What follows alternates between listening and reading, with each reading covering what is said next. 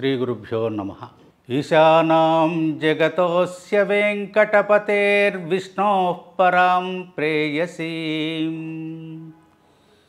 తద్వక్షస్థలనిత్యవాసరసికాం తక్షాంతి సంవర్ధినీం పద్మాలంకృతపాణిపల్లవయుగాం పద్మాసనస్తాం శ్రియం వాత్సల్యాదిగుణోజ్వలాం భగవతీం వందే జగన్మాతరం. రామాయ రామభద్రాయ రామచంద్రాయ వేధసే రఘునాథాయ నాథాయ సీతాయా పతయే నమః. శ్రీకళ్యాణగుణావహం రిపుహరం దుస్వప్నదోషాపహం గంగాస్నానవిశేషపుణ్యఫలదం గోదానతుల్యం నృణాం ఆయుర్వర్ధితముత్తమం శుభకరం సంతానసంపత్ప్రదం నానాకర్మసు సాధనం సముచితం పంచాంగమాకర్ణ్యతాం. బంధువులారా, నిన్నటిదాకా క్రోధినామ సంవత్సరం తీపి చేదు జ్ఞాపకాలతో తన యొక్క కార్యాలను ముగించింది. ఈనాడు విశ్వావసునామ సంవత్సరం చైత్రశుద్ధ పాడ్యమి శుభారంభం పలుకుతూ మన జీవితాల్లో తిరిగి నూతనమైనటువంటి అంకురాలతో జీవితానికి ఒక వెలుగు మార్గాన్ని సూచించే విధంగా ముందుకు వస్తూ ఉన్నది. మనం చేసుకున్నటువంటి అనేక పండుగలలో ఈ పండుగకు ఒక ప్రత్యేకమైనటువంటి విశేషం అన్నది. ఈ పండుగ మనకు భవిష్యత్తును సూచించి మన జీవితానికి ఆనందాన్ని కల్పించేటువంటి ఒక విలక్షణమైనటువంటి విశేషాలు మనకు ఈ రోజున తెలుస్తాయి. ఆదిలో బ్రహ్మ 84 లక్షల జీవరాశులను సృష్టించి విశ్వరచనకు శ్రీకారం చుట్టిన క్షణమే ఉగాది. ఏడాదికి ఒకసారి వచ్చి అందరినీ పలకరించి అందరి కష్టనష్టాలను లిస్టులను చెప్పి కన్నీళ్లను తొడవమని చెప్పే సమయమే ఉగాది. సత్యాసత్య విచికిత్సతో ఆత్మానాత్మ వివేచనతో పడి ప్రశ్నార్థకమైనటువంటి వేళ ఉద్దీపించు ఆశాద్వీపమే ఉగాది. ఉగాది తెలుగు పదమైతే యుగాది అనున్నది సంస్కృత పదం. ఉగా అనగా నక్షత్ర గమనము. చైత్రశుద్ధ పాడ్యమి అశ్వనీ నక్షత్రంతో ప్రారంభమైంది ఉగాది. యుగము అనగా జన్మ అని అర్థము. జన్మాద్యస్య యతోన్వయాత్ అని వ్యాసుల వారు ఈ జగత్తంతా కూడా బ్రహ్మమని వివరించారు. అలాగే విష్ణు సహస్రనామంలో అహస్సంవత్సరో వ్యాళః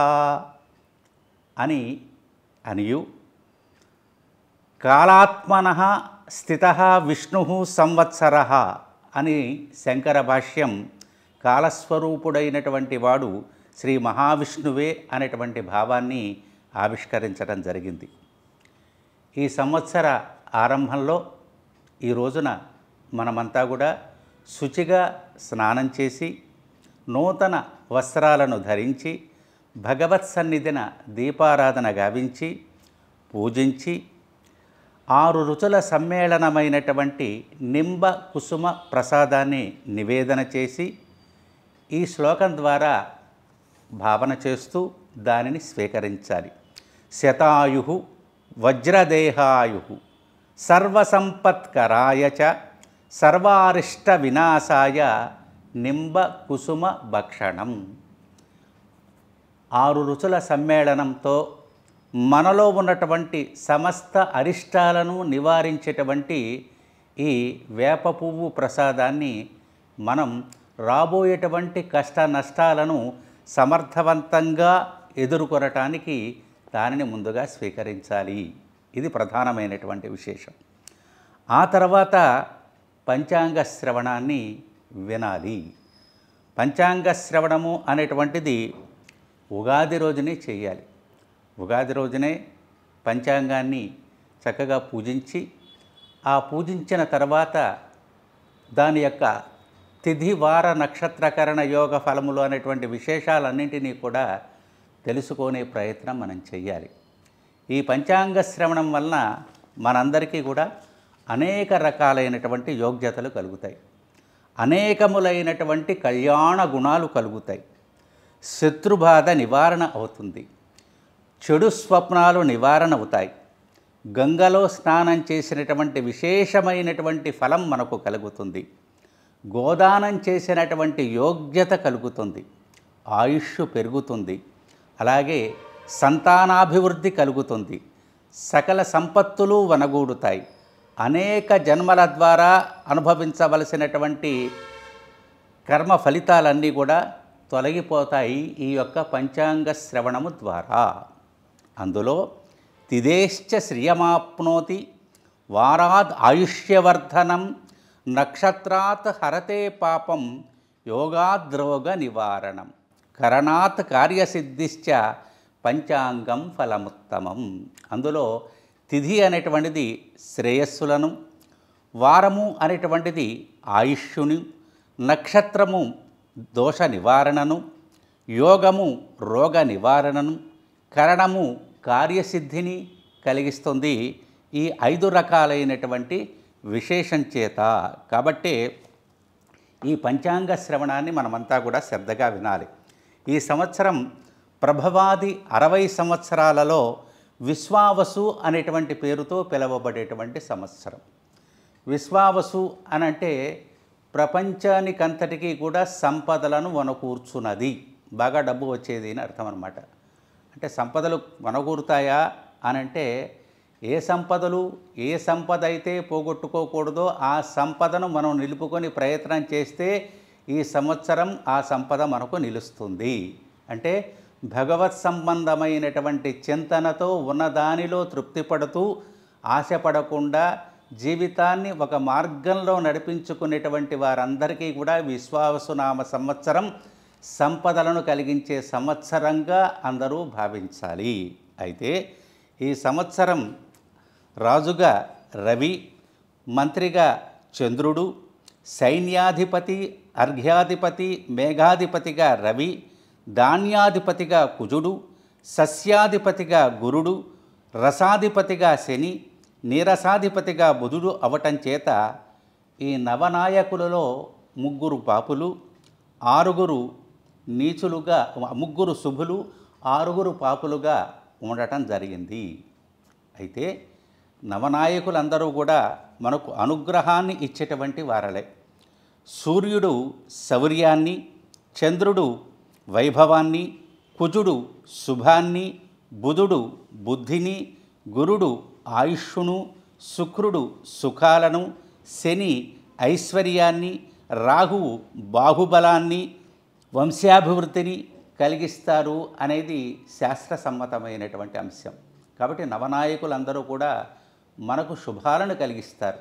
అయితే ఆ ఒక్క స్థానాలను బట్టి వారి యొక్క అనుగ్రహాన్ని మనం పొందడం కొరకు శాంతులు జరిపించుకుంటే వారందరూ అనుగ్రహాన్ని వర్షిస్తారు అనేటువంటిది మనకి పంచాంగం చక్కగా సూచిస్తుంది అని పెద్దలు చెప్పినటువంటి విశేషం అన్నమాట. అయితే మనం ఈ సంవత్సరం ప్రభవాది 60 సంవత్సరాలలో 39 అయినటువంటి విశ్వావసునామ సంవత్సరంలో ఉన్నాం. కాబట్టి ఈ సంవత్సరం మనకి ఒక ప్రత్యేకతను చోటు చేసుకుంది. 360 రోజుల సంవత్సరం అయితే ఈ సంవత్సరంలో కేవలం 354 రోజులు గడుస్తుంది. రవి గారు రాజు అవటం చేత ఈ సంవత్సరం దేశం యొక్క అలాగే మన తెలుగు రాష్ట్రాల యొక్క పరిస్థితి ఏ విధంగా ఉంటుంది అనేటువంటి ఉత్సుకత, దానితో పాటుగా మన కుటుంబం వ్యక్తిగతంగా మన జాతకం ఎలా ఉంటుంది అనేటువంటి అంశాన్ని తెలుసుకోవాలి అనేటువంటి ఆసక్తి అందరిలోనూ ఉంటుంది. అయితే అదృష్టవశాత్తు ఈ పంచాంగాలన్నీ కూడా ఒక 6 నెలల ముందే రావటం చేత, ఈ ఛానల్స్ యొక్క ప్రభావం చేత ఈ సంవత్సరంలో జరిగేటువంటివన్నీ కూడా ఆల్రెడీ అందరూ తెలుసుకునే ఉన్నారు. కానీ ఫలితాన్ని ఇచ్చేది ఎప్పటి నుంచో తెలుసునా, ఈ రోజు నుండి మాత్రమే. కాబట్టి ఎప్పుడో అన్నీ చేసేసాం తెలుసుకున్నాం కాబట్టి అవి జరుగుతాయి అనుకోవటం కాదు. ఈ రోజున పంచాంగాన్ని వినాలి, పంచాంగ పూజ చెయ్యాలి, పెద్దల ద్వారా దాని యొక్క ఫలాన్ని మనం పొందాలి. అది దీనిలో ఉన్నటువంటి ప్రధానమైనటువంటి విశేషం. ఎందుకనంటే మనలో జరిగేవి, జరగబోయేవి ఈ అంశాలన్నింటినీ కూడా నివారించేటువంటి వాడు కాలస్వరూపుడైనటువంటి పరమాత్మ. కాబట్టి పరమాత్మ అనుగ్రహం మనకు విశేషంగా ఉండాలి అని చెప్పి మనం భావన చేద్దాం. ఈ సంవత్సరం రాజు రవి, మంత్రి చంద్రుడు. చంద్రమా మనసో జాతః చక్షో సూర్యో రజాయత అని వేదం. పరమాత్మ యొక్క 2 నేత్రాలు 2 విశేషాలు ఉంటాయి. ఒక నేత్రం ఏమో చంద్రుడైతే మరొక నేత్రం సూర్యుడు. ఈ ఇద్దరు కూడా ఈ జగచ్చక్షువులన్నింటినీ కూడా తమ యొక్క గమనముల ద్వారా పరిపాలన చేస్తూ ఉంటారు, చూస్తూ ఉంటారన్నమాట.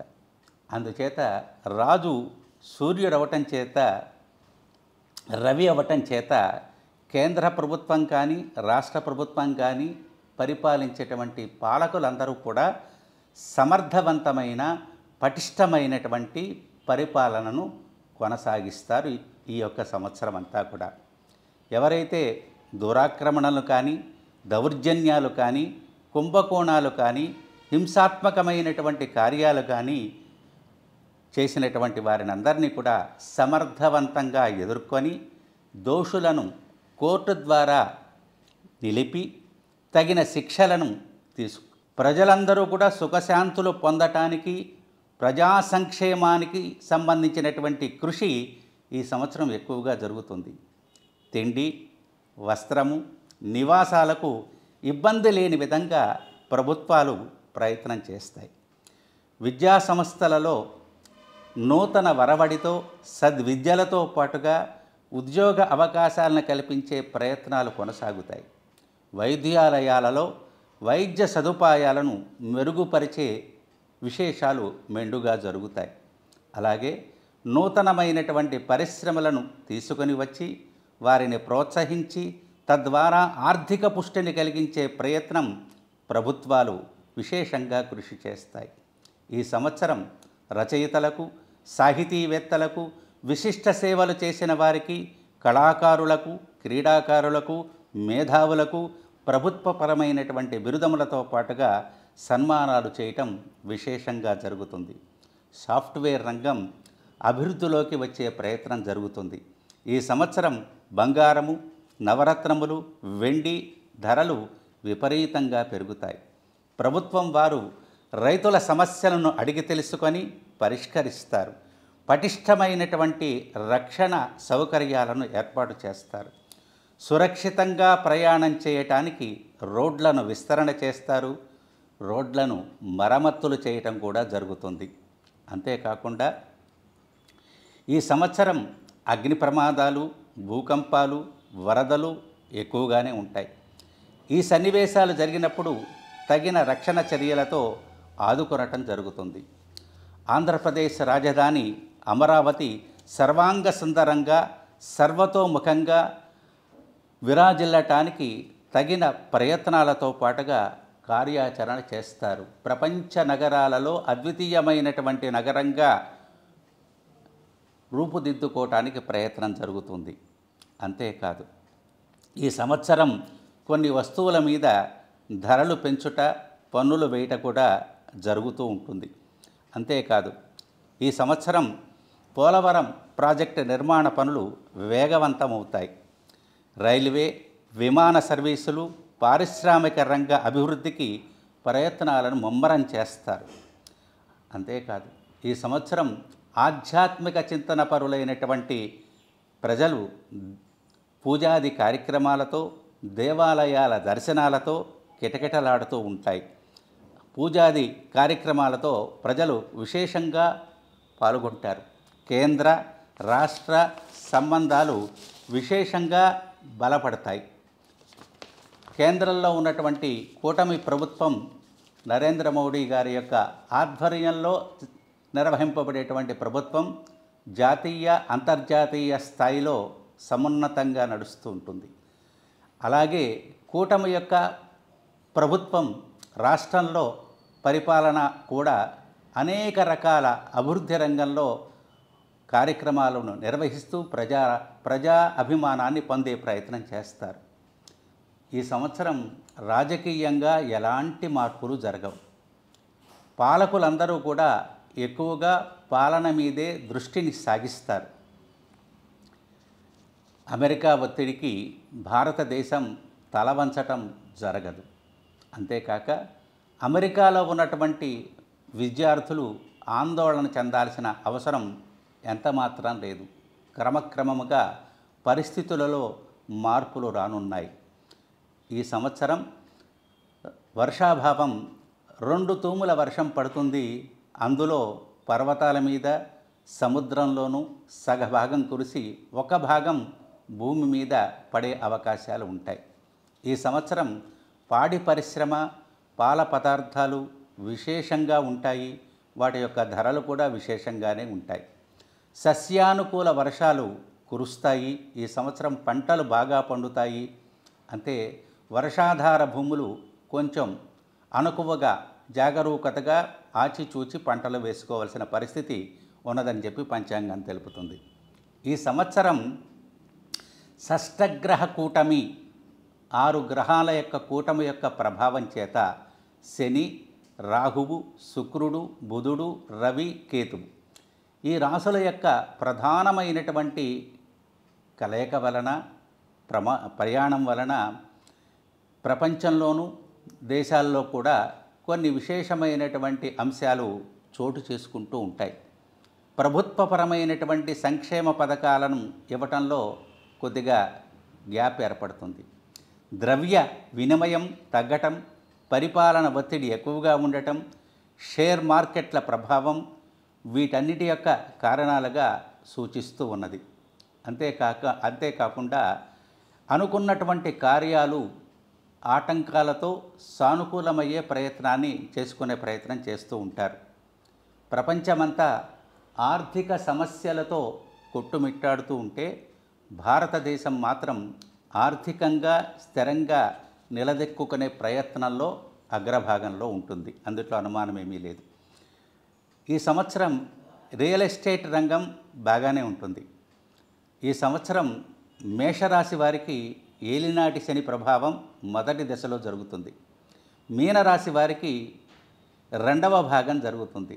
కుంభరాశి వారికి 3వ భాగంలో ఏలినాటి శని జరుగుతుంది. ఇక సింహరాశి వారికి అష్టమ శని ప్రభావం, ధనస్సు వారికి అర్ధాష్టమ శని ప్రభావం.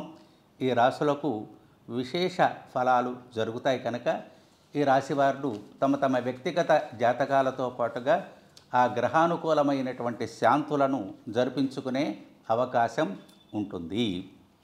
అయితే రవి రాజవటం చేత, పరిపాలన క్రమబద్ధంలో నడవటం చేత ఇదివరలో చేసినటువంటి అన్ని వాగ్దానాలను, పథకాలను కూడా సానుకూలం చేయటానికి విశేషంగా కృషి చేస్తారు. మంత్రి చంద్రుడు అవటం చేత గతంలో ప్రతిపక్షం పడినటువంటి ఇబ్బందులు తొలగి పరిపాలన సమర్థవంతంగా నడిచే ప్రయత్నానికి కొనసాగిస్తారు. సైన్యాధిపతి రవి అవ్వటం వలన సరిహద్దు ప్రాంతాలలో తగాదాలు, ఆక్రమణలు జరుగుతాయి. దేశ రక్షణ కొరకు మిలిటరీ వారు భూ, జల, ఆకాశ మార్గాల ద్వారా చాలా అప్రమత్తంగా ఉండి రక్షించవలసినటువంటి పరిస్థితి ఉంటుంది. అలాగే ఈ సంవత్సరం పంటల విషయంలో గోధుమలు, వేరుశెనగ, కందులు, మిర్చి పంటలు బాగా పండుతాయి. సస్యాధిపతి గురువు అవటం చేత పచ్చని భూములు బాగా పండుతాయి. భూమి అంతా కూడా సస్యశ్యామలంగా ఉండి కలకలలాడుతూ ఉంటుంది. మొదటి పంట కన్నా రెండవ పంట ఎక్కువగా లభిస్తుంది. ధాన్యాధిపతి కుజురవటం వలన వ్యవసాయదారులు ఎర్రధాన్యాలు, కందులు, మిర్చి, వేరుశనగ, బొబ్బర్లు మొదలైనటువంటి ధాన్యాలు బాగా పండుతాయి. వ్యవసాయ రంగానికి ప్రోత్సాహం కూడా ఎక్కువగానే ఉంటుంది. ఈ సంవత్సరం అన్ని రకముల వస్తువులు అందుబాటులోనే ఉంటాయి. ఈ సంవత్సరం గాలివానలు ఎక్కువగానే ఉంటాయి. ఖండాలుగా వర్షాలు కురిసే ప్రయత్నం ఎక్కువగానే జరుగుతుందన్నమాట. వేరుశనగ, మిర్చి పంటలు బాగా పట్టడం చేత ధరల విషయంలో కొద్దిగా రైతులకు గిట్టుబాటు కలిగించే ప్రయత్నాలు ప్రభుత్వం వారు సానుకూలం చేయాలి. క్రిమికీటకాదుల వలన పంటలకు కొంత దిగుబడి తగ్గుతుంది. రసాధిపతి శని అవటం చేత నెయ్యి, నూనెలు, తేనె, బెల్లము మొదలైనటువంటి రసద్రవ్యాలు నిలకడగానే ఉంటాయి. మినుములు, ఉలవలు, నన్యధాన్యాలు బాగానే పండుతాయి. మత్తు పదార్థముల ధరలు బాగా పెరుగుతాయి. పట్టు వస్త్రాలు, గోనె సంచుల ధరలు పెరుగుతాయి. మూతబడినటువంటి పరిశ్రమలు వెలుగులోనికి వస్తాయి. నీరసాధిపతి బుధురవటం వలన అన్ని రకముల ధాన్యముల దినుసులు బాగా పండుతాయి. వనమూలికలు, ఆయుర్వేద మందులు ప్రాధాన్యత పెరుగుతాయి. ఫార్మసీ రంగం వారికి బాగా అభివృద్ధి ఉంటుంది.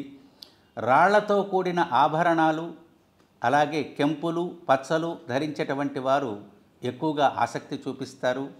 ఈ రకంగా ఈ సంవత్సరం ఈ నవనాయకుల వలన ఈ ఉగాది ఫలాలు ఈ రకంగా ఉంటాయి అని చెప్పి పంచాంగం సూచిస్తూ ఉన్నది.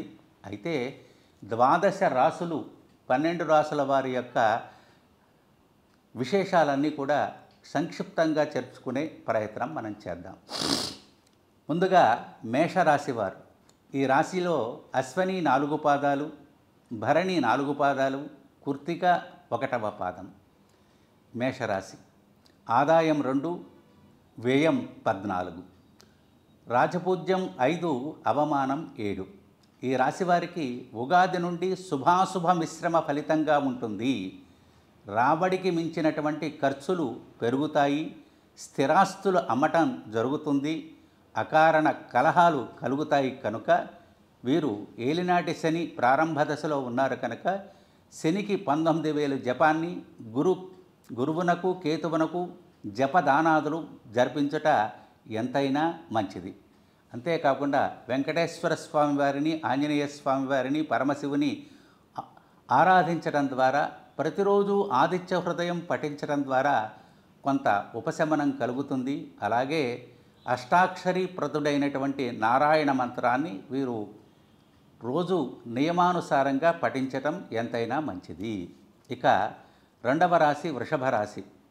కృత్తిక 2, 3, 4 పాదాలు, అలాగే రోహిణి 4 పాదాలు, మృగశిర 2 పాదాలు.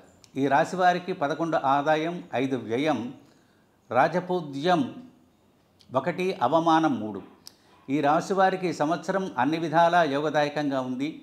వృత్తి వ్యాపారాల్లో గణనీయమైనటువంటి ఆదాయం ఉన్నది. గృహంలో వివాహాది శుభకార్యాలు జరుగుతాయి. విలువైన స్థిరాస్తులను ఏర్పాటు చేసుకుంటారు. ఆరోగ్యం కూడా చక్కబడుతుంది. ఈ రాశివారు వజ్రపు ఉంగరాన్ని, వెండితో చేసిన ముత్యాన్ని చేతికి ధరించటం మంచిది. నరఘోష ఎక్కువ ఉండటం చేత రాహు కేతు దోష నివారణ పూజలు జరిపించటం, దానాలు ఇవ్వటం చేయవలసి ఉంటుంది. లక్ష్మీ నృసింహస్వామి వారి ఆలయంలో ప్రతి స్వాతి నక్షత్రాన 3 నెలల పాటు దర్శనం చేసుకోవాల్సిన అవకాశం ఉన్నది. ఆదిత్య హృదయం పారాయణ చేయటం ద్వారా చాలా యోగ్యమైనటువంటి అవకాశాలు కలుగుతాయి. వీరి సంవత్సరం ఓం గోపాలాయ ఉత్తర ధ్వజాయ నమః అనే మంత్రాన్ని అనుసంధానం చేసుకోవాలి. తర్వాత మిథున రాశి. ఈ రాశి మృగశిర 4 పాదాలు, ఆరుద్ర మృగశిర 3, 4 పాదాలు, ఆరుద్ర 4 పాదాలు, పునర్వసు 1, 2, 3 పాదాలు. ఈ రాశి వారికి ఆదాయం 14, వ్యయం 2, రాజ్యపూజ్యం 4, అవమానం 3. ఈ రాశి వారికి సంవత్సర కాలంలో ఎక్కువగా ఆదాయానికి మించినటువంటి ఖర్చులు ఉండటం చేత మధ్యలో కార్యాలు నిలిచిపోవటం, జరుగుతూ ఉంటుంది. మనశ్శాంతి లేకపోవడం జరుగుతుంది. ఊహించని సంఘటనలు జరుగుతాయి. కనుక ఈ సంవత్సరం వీరు గురువునకు 16,000 జపాన్ని, ఈశ్వరాభిషేకాన్ని, శని రాహువులకు పూజా దానములు జరిపిస్తూ జాతి కనకపుష్యరాగాన్ని కుడి చేతి చూపుడు వేలకు బంగారంలో ధరించాలి. ఈ రాశివారు నిత్యము ఆదిత్య హృదయాన్ని పారాయణ చేయాలి. అంతేకాకుండా ఓం క్లీం కృష్ణాయ నమః అనేటువంటి మంత్రాన్ని జపించడం ఎంతైనా మంచిది. ఇక 4వ రాశి కర్కాటక రాశి. ఈ రాశిలో పునర్వసు 4వ పాదము, పుష్యమి 1, 2, 3, 4 పాదాలు, ఆశ్లేష 2, 3, 4 పాదాలు, ఆశ్లేష 4 పాదాలు.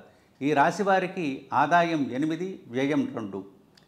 ఈ సంవత్సరం ప్రారంభం మొదలుకొని అన్ని విధాలుగా పనులు పెండింగ్ వ్యవహారములు పరిష్కారానికి వస్తాయి. గృహ వాహన అలాగే క్షయ విక్రయాదులు చురుగ్గా సాగి విదేశీ ప్రయాణాలు కూడా అనుకూలిస్తాయి. పుణ్యక్షేత్ర సందర్శన కొనసాగిస్తారు. అలాగే విశేషంగా కొన్ని సందర్భాలలో గ్రహ అననుకూలత కారణంగా మానసిక ఒత్తిడికి లోనవటం జరుగుతుంది. కాబట్టి ఈ రాశివారు రాహువునకు 18,000 జపాన్ని జరిపించాలి. శని కేతువులకు జపదానాలు జరిపించట ఎంతైనా మంచిది. వీడి కుడి చేతికి జాతి ఆకుపచ్చ ఉంగరాన్ని ధరించటం, చిటికిన వేలుకు ధరించటం ఎంతైనా మంచిది. లక్ష్మీ అమ్మవారి పూజ, ఆలయ సందర్శన చేయాలి. ఈ సంవత్సరం మీరు అవకాశానుసారంగా శరణ్య గర్భాయ అవ్యక్త రూపిణే నమః అనేటువంటి మంత్రాన్ని జపించడం సర్వదా శ్రేయస్కరం. ఇక సింహరాశి. మఖ 4 పాదములు, పుబ్బ 4 పాదములు, ఉత్తర 1వ పాదం. ఈ రాశి వారికి ఆదాయం 11, వ్యయం 11.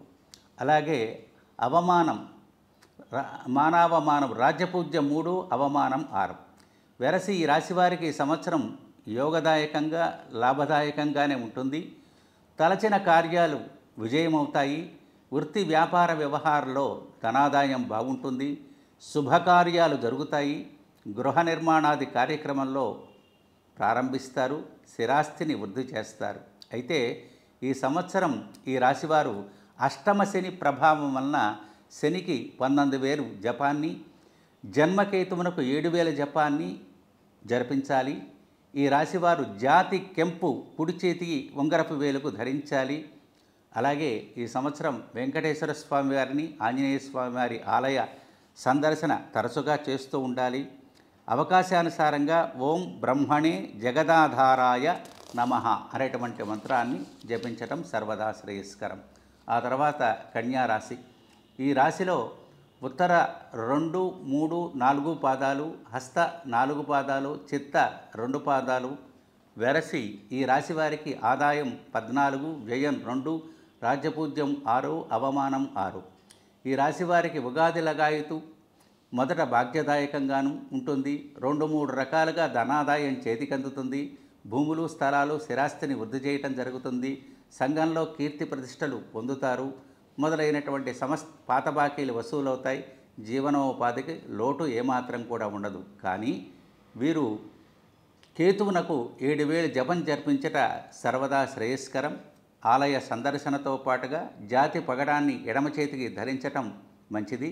అంతేకాదు ఈ సంవత్సరం అవకాశానుసారంగా ఓం నమో పీతాంబరాయ నమః అనేటువంటి మంత్రాన్ని, ఓం నమో హ్రీం పీతాంబరాయ నమః అనేటువంటి మంత్రాన్ని యథాశక్తిగా పఠించటం మంచిది. ఆ తర్వాత తులారాశి. ఈ రాశిలో చిత్త 3, 4 పాదాలు, స్వాతి 4 పాదాలు, విశాఖ 1, 2 పాదాలు.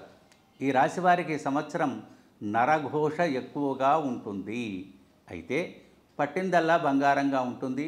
2-3 రకాలుగా ఆదాయం చేతికందుతుంది. వృత్తి వ్యాపారాలు రాణించడం జరుగుతుంది. భూగృహాలు కొనుట, స్థిరాస్తిని అభివృద్ధి చేయుట, సంఘంలో గౌరవ మర్యాదలు పొందుట జరుగుతుంది. ఈ సంవత్సరం విశేషమైనటువంటి మానసిక ప్రశాంతి కలుగుతుంది. ఈ రాశివారు రాహువునకు 18,000 జపం, మినుములు దానం చేయటం ద్వారా, లక్ష్మీ నృసింహస్వామి దర్శనం ద్వారా వీరికి యోగ్యత కలుగుతుంది. కనక పుష్యరాగాన్ని వీరు ధరించాలి. అలాగే వీరు నరఘోష నివారణ యంత్రాన్ని ఇంటి యందు ధరించడం ఎంతైనా మంచిది. అవకాశానుసారంగా ఓం తత్వ నిరంజనాయ తారకరామాయ నమః అనేటువంటి మంత్రాన్ని జపించట సర్వదా శ్రేయస్కరం. తర్వాత రాశి వృశ్చిక రాశి. ఈ రాశిలో విశాఖ 4వ పాదము, అనురాధ 4 పాదాలు, జ్యేష్ఠ 4 పాదాలు కలిగి ఉంటుంది.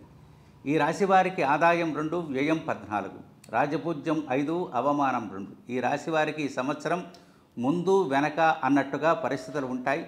తలపెట్టిన పనులు ఆలస్యంగా నెరవేరట, వ్యాపార వ్యవహారాల్లో ఆశించిన ఫలితాలు సాధించలేకపోవట, ధనమునకు ఇబ్బంది పడుట, నమ్మిన వారి వలన మోసపోవట, ఇట్లాంటివన్నీ కూడా జరుగుతాయి. ఈ సంవత్సరం గురువునకు 16,000 జపాన్ని, రాహుకేతు పూజ, శని తైలాభిషేకం జరిపించట ఎంతైనా మంచిది. అష్టాదశ శక్తిపీఠములను అవకాశానుసారంగా సందర్శించాలి. గోపూజ జరిపించటం మంచిది.